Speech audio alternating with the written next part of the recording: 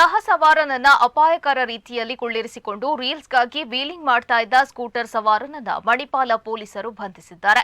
ಆತ್ರಾಡಿ ಗ್ರಾಮದ ನಿವಾಸಿ ಮೊಹಮ್ಮದ್ ಆಶಿಕ್ ಬಂಧಿತ ಯುವಕ. ಆಶಿಕ್ ತನ್ನ ದ್ವಿಚಕ್ರ ವಾಹನದಲ್ಲಿ ಮಣಿಪಾಲ ಈಶ್ವರ ನಗರದಿಂದ ವಿದ್ಯಾರತ್ನ ನಗರದ ಕಡೆಗೆ ತೆರಳುವ ರಸ್ತೆಯಲ್ಲಿ ಅಪಾಯ ತರುವ ರೀತಿಯಲ್ಲಿ ವೀಲಿಂಗ್ ನಡೆಸ್ತಾ ಇದ್ದ.